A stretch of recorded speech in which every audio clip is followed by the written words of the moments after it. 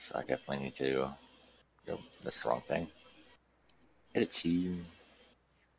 See, but Oh, again, jeez. that's kind of the thing is that even whenever I was streaming other games, because I was playing a Wii emulator, playing a game on it, still doing the 48 frames per second, still doing 1200 kilobytes, and I wouldn't have any dropped frames by the end of the cast. And I'd stream for like 8 hours. So I think it's just because there's a lot more online components with you guys talking and Roll20 probably having an update to make sure that everything's good on its end or whatever. Hmm. I'm gonna check the file size at 6 minutes and see how big it is, because I'm not gonna be able to upload multiple gigs. That's just not gonna happen to YouTube. Yeah, that's insane. Well, I mean, that's what other people do, but I don't have the internet for that, unfortunately. What I do think could happen though is I could just straight raw feed from Twitch over to YouTube and see how that works. Yeah, it's something in my browser because I can get it off my iPad. I can see the stream. Okay. What browser are you using? Chrome. Oh, interesting. I'm using Firefox and I get all kinds of issues. So I'm using Chrome too, but my stream came up for me, so I think it's just a Twitch thing. I guess. Well, I'm not too worried about it.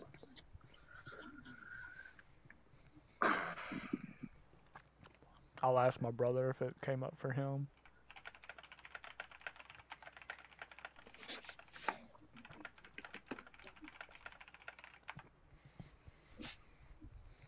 He watches on his phone too, I think.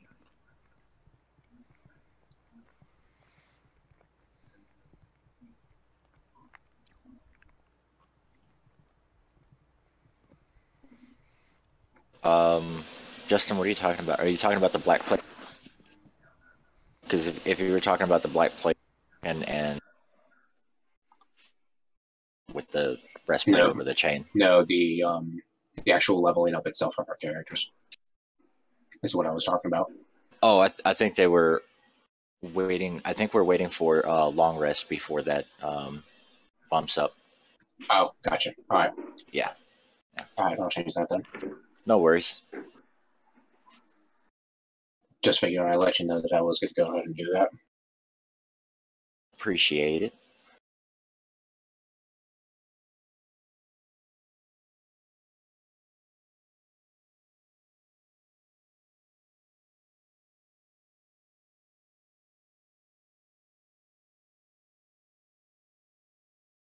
All right.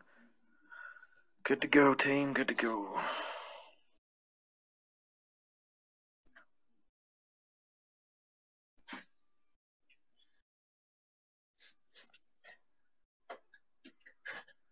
Is everyone okay?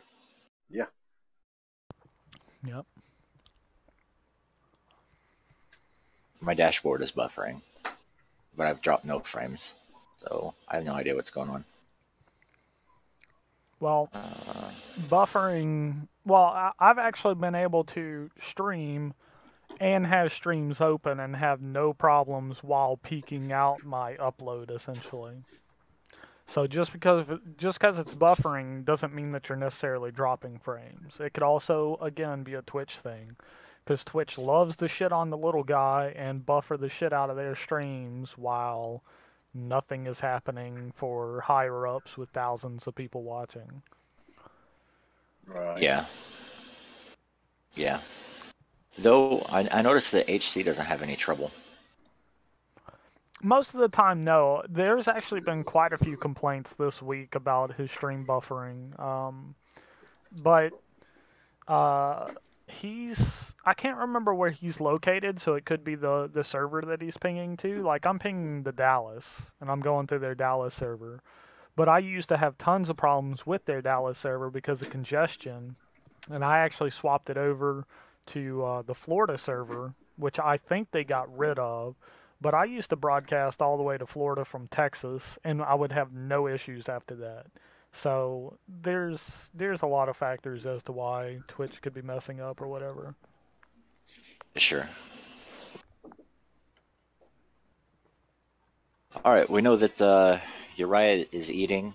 Rex is ready to go. How are you feeling, Tokar? Well, I'm good. I'm ready to All right. slay a dragon. Ready to slay a dragon? Well, I I mean, don't know. I don't know a if we're gonna get small that baby serious. dragon or But something, you know. I don't know if we're gonna get that serious. Maybe something really tiny. I'm gonna be right back, guys. I'm gonna grab a couple things right before we start. Yep. Alrighty. Once you get back, we're starting. So everyone is aware. Yeah, and so far, no drop frames, just at the 6-minute mark. And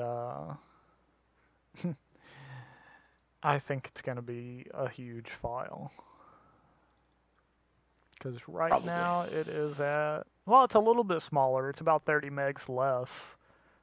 Put the bitrate down to 1600. It's still at 480 on the output, which is plenty fine for something like this. So it'll look a lot clearer for sure. Pretty much no matter what we're doing on the stream, it'll look a lot clearer on the actual video. But yeah, I don't know. I don't know if I'll be able to upload it, or if it's gonna take me 2 years to upload something that big.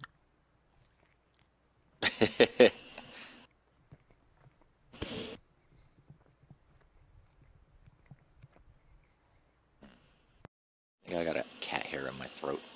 Terrible. So I'm gonna try to cut it down, but probably gonna end up coughing in your guys' ear. Well, that's all right.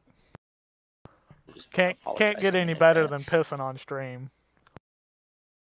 Yeah, that was incredible. That was incredible. If I'd been a bit snappier, I would have made like somebody who's standing in the crowd, just kind of ogling him. Would have been hilarious. It was already hilarious.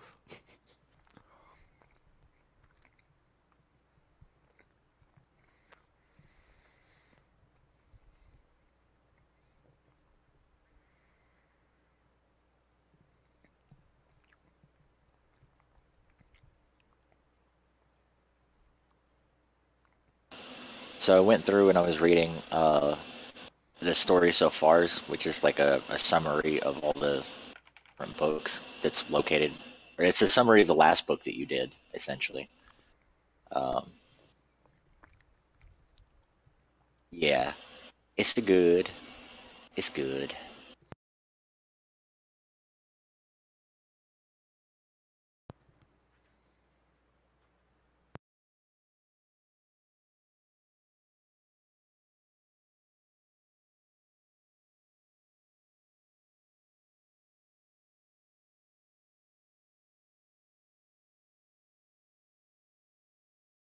All right, ready to go. All right. Viles, you want to go ahead and commence with the story so far? Sure. Let me pull that up.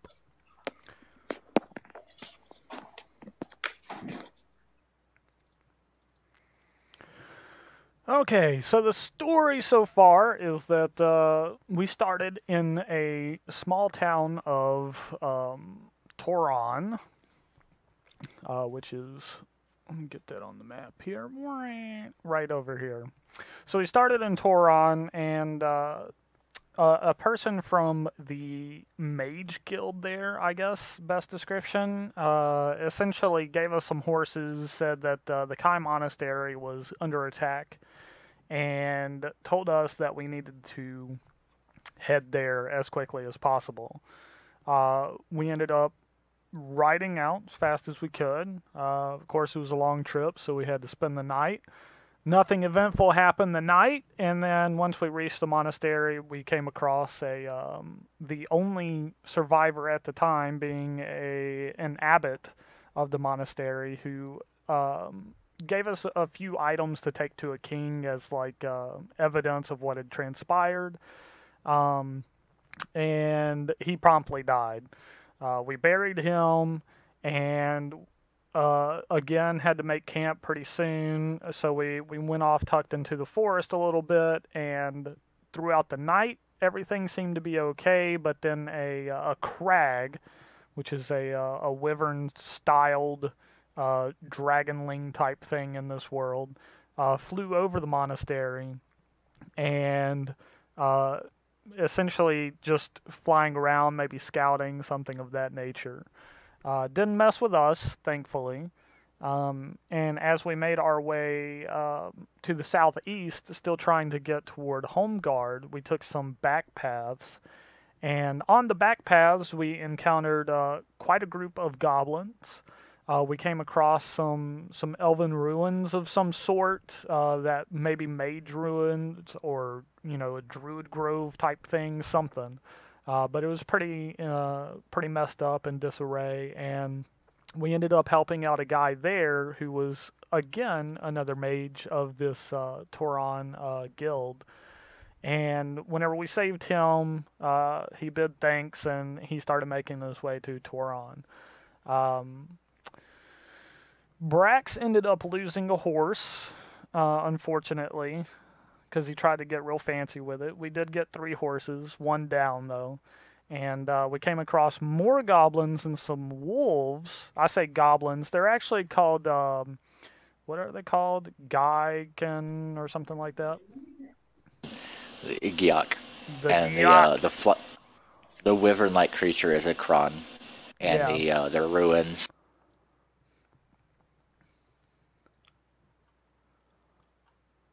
Short little abbreviated corrections there. Please continue.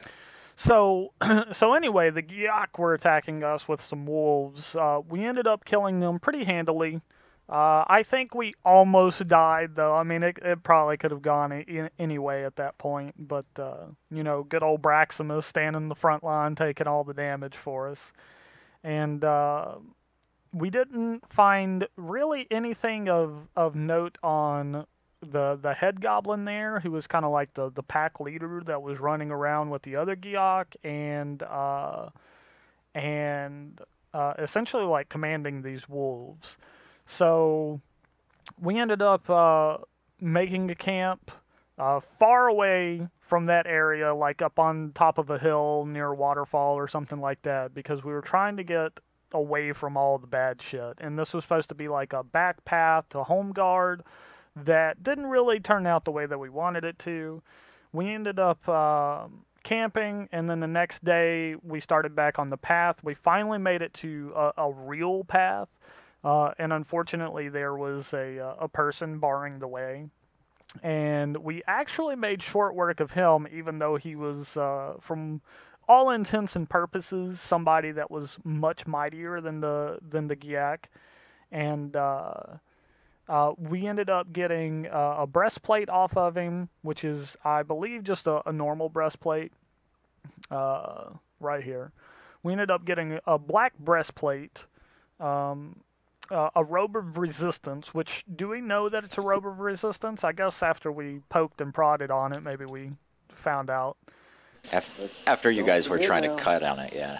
Invisibility too, buddy. Right, and it has quote-unquote invisibility because of a deception roll made by yours truly that happened to be a 20 on Braximus, telling him that I couldn't see him once he put the cloak on. And then we got a Vordak longsword, which kind of emanates some type of evil nature, I guess, to it. I had told the group after I picked it up that it was kind of whispering to me, but it is safely packed away at the moment. And after that fight, we ended up going off on this trail and thinking that we were going the right way. I think we got turned around a couple of times before we started to make the right decisions, and we ended up into a cave. The cave was actually pretty short, but it cut through a hill that we needed to go through on our way to Homeguard. And after we made it out, we stumbled upon the road in which